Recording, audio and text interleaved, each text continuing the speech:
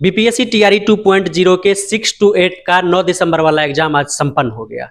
लेकिन इसके बाद छात्रों के मन में ये सवाल चल रहे हैं कि इस एग्जाम के खत्म होने के बाद जो पेपर का लेवल था और पेपर में क्या कुछ पूछा गया उसके अनुसार क्या कुछ कट ऑफ रह सकता है, क्योंकि पहली बार मिडिल स्कूल की परीक्षा देने आए छात्रों के मन में सबसे बड़ी सवाल यही है कि क्या कट ऑफ रह सकता है, कितने नंबर हमें आएंगे कि हम टीचर बन जाएंगे। यही अभी हम जानने के लिए रजनीश सर के पास आए, तो चलिए सर से बातें करते हैं और जानते हैं आज के पेपर का पूरा एनालिसिस और उस एनालिसिस के अनुसार क्या कुछ कट ऑफ रह सकता है। तो चलिए सर से बातें करते हैं, इन तमाम चीजों को जानते हैं। सर ऑन ड्यूटी में आपका स्वागत।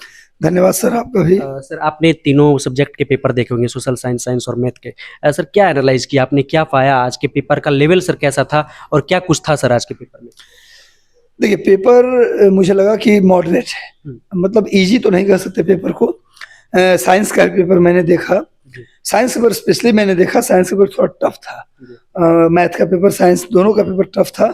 और जीएस जो होता है 40 मार्क्स का, 9 to 10 वाला जीएस मैंने देखा था, वो उसमें साइंस थोड़ा सा टफ था, बाकी हिस्ट्री, पॉलिटी ये सब आसान थे। आज के पेपर में करंट अफेयर भी थोड़ा सा ऑड टाइप का पूछा गया है। आज के पेपर में हिस्ट्री और पॉलिटी और साइंस का पेपर भी मतलब टफ है, नहीं कह सकते। कल के जीएस से 9-10 वाला जो जीएस हुआ है कल का 8 दिसंबर वाला, उसके तुलना में आज 6 to 8 वाले में जीएस टफ है सर। कल से सर जीएस आज टफ? हाँ, जीएस टफ है सर।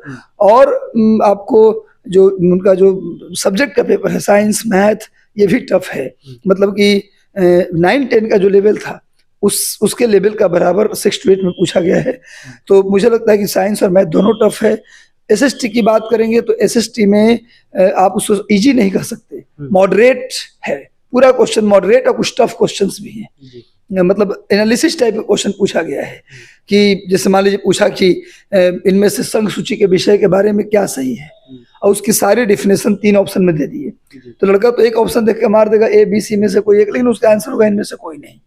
तो इस तरीके से क्वेश्चन पूछा गया, मतलब एनालिसिस बेस्ड क्वेश्चन पूछा गया। और जो समय मिला था 1 महीने का, उसमें फैक्चुअल सवाल ही तैयार किया जा सकता है, किस अनुच्छेद में क्या है, किस संशोधन में क्या है। कॉन्सेप्ट तो पूरा लक्ष्मीकांत तो पूरा एनसीईआरटी पढ़ने के बाद ही आएगा, और कॉन्सेप्ट बेस्ड सवाल आया था। तो उसे आप सोशल साइंस में भी आप मॉडरेट टू टफ ही कर सकते हैं, और साइंस में भी आप मॉडरेट टू टफ ही कर सकते हैं। इजी सवाल नहीं था। यहाँ तक कि जीएस भी कल के तुलना में आज टफ था। तो ऐसे में अगर बात करें मेरिट की, तो नो डाउट मेरिट बहुत ऊपर तो नहीं जाना चाहिए। कहीं ना कहीं सर कंटेस्टेंट इसमें ज्यादा थे, तो इस वजह से भी हो सकता है जो पिछली बार पीआरटी में देखने को मिला था सर वही। हाँ, पिछली बार पीआरटी में कट ऑफ मेरा तो पूरा कट ऑफ का अनुमान ही फेल हो गया था। मैं फिर से बोल रहा हूँ चैनल पे, आप क्या किए। हालांकि कुछ कैटेगरी में मैं सफल रहा, कुछ कैटेगरी कट ऑफ मेरा ठीक रहा था। कुछ कैटेगरी जैसे जनरल कैटेगरी, उसका मेरिट मैंने बताया था 52, 53, 55 जाएगा, 67 चला गया, 68 चला गया।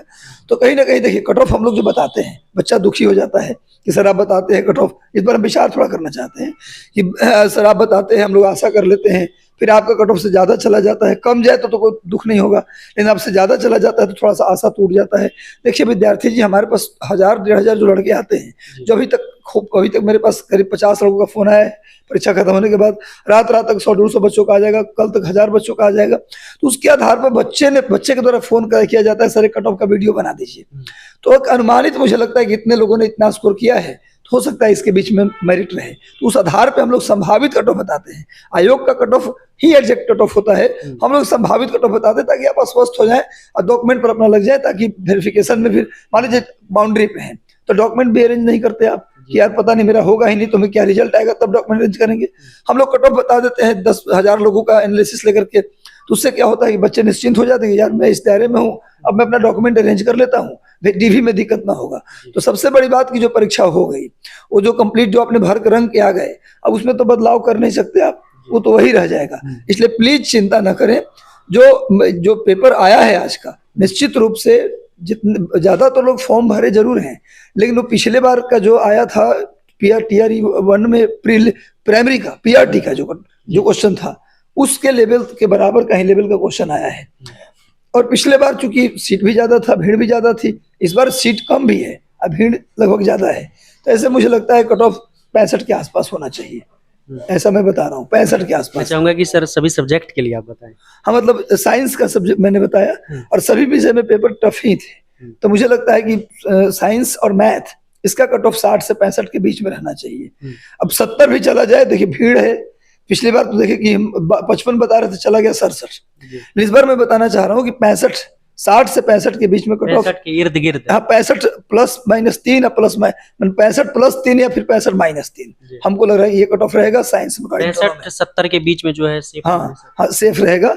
साइंस मैथ कंबाइंड था ना, अलग अलग नहीं है। जी। इस बार जो आप 9-10 देंगे तो मैथ अलग है, साइंस अलग, इस बार साइंस मैथ कंबाइंड है, एक साथ हुआ है, तो साइंस मैथ का कंबाइंड कट ऑफ ही जारी होगा। उसका होगा 65 प्लस माइनस 3। जो सोशल साइंस है उसका कट ऑफ थोड़ा ज्यादा ही रहेगा, इससे आप मान सकते हैं 70 प्लस माइनस 3 सोशल साइंस का कट ऑफ, क्योंकि टफ था वो भी, यानी 65 पार वाले भी सोशल साइंस में रखे हैं अपना।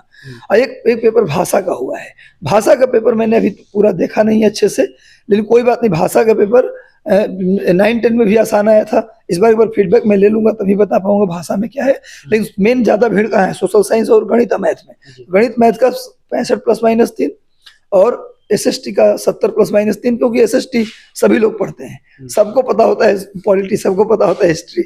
साइंस में कई सारी चीजों जो सबको पता नहीं होता, ये मेरा लगता है। इसलिए बच्चे दुखी आप ना हो, हम आपके एक सहूलियत के लिए हम लोग कट ऑफ बता देते हैं। और जो एनालिसिस होता है, बच्चों का फोन आता है, उसमें ज्यादातर जिसका स्कोर जिसके बीच में बनता है उसके अकॉर्डिंग हम लोग कट ऑफ जारी करते हैं। कई बार कट ऑफ सही भी होता है, कट ऑफ गलत भी होता है, क्योंकि हम लोग संभावित कट ऑफ जारी किए हैं। इसलिए आप लोग अपने डॉक्यूमेंट पर परीक्षा दे दिए, कट ऑफ भी मैंने बता दिया कि 65 प्लस माइनस 3 है तो आप एकदम बिल्कुल श्योर है, 70 प्लस माइनस 3 है तो सोशल साइंस में श्योर है।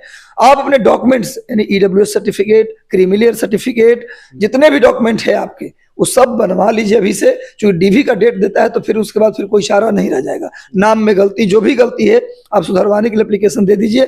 बाकी जहां जरूरत होगी आपके चैनल के माध्यम से बच्चों को हम गाइड करते रहेंगे, और पर्सनली हम मिशन 50 IAS में रहते हैं, जब भी बच्चों को जरूरत होगा यहाँ के मिल भी सकता है। तो बस लगातार आप लोग जो भी है आप बच्चों के लिए काम करते रहिए, हमारी शुभकामनाएं बच्चों के साथ है। आपने जो बताया कट ऑफ में मेनली की मैथ और साइंस वाला जो था तो वो 65 के आसपास और 70 के आसपास। देखिए दोनों का लेवल सेम है, जी जी, एसएसटी और मैथ साइंस सब सेम लेवल का है, मॉडरेट टू टफ।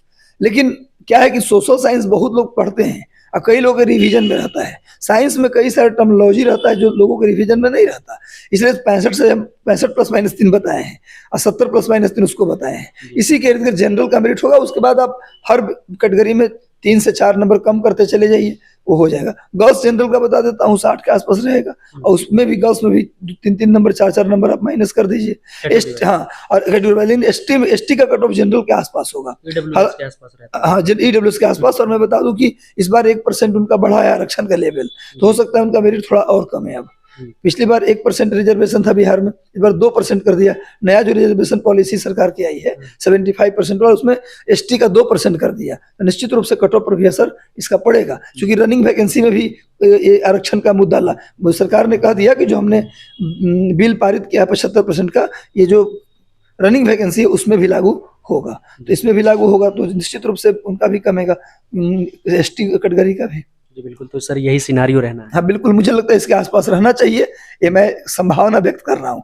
बाकी माननीय आयोग के द्वारा देखिए रहे कितना फास्ट में। सबसे पहले तो मैं आपके चैनल से अभी तक मैं आयोग को धन्यवाद करना चाहता हूँ, इतना जल्दी, आज तक के इतिहास में मैंने यूपी बिहार सबका पेपर देखा है और दिया भी है, पहला ऐसा आयोग है जो पेपर लिया और उसके उसी दिन उसका पेपर अपलोड कर दिया, आंसर की अपलोड कर दिया, और एकदम बहुत सारे क्वेश्चंस, मैंने कुछ विषय में हो सकता है डाउटफुल कुछ आंसर हो, लेकिन मैंने बहुत ज्यादा सही उत्तर जारी किया गया है।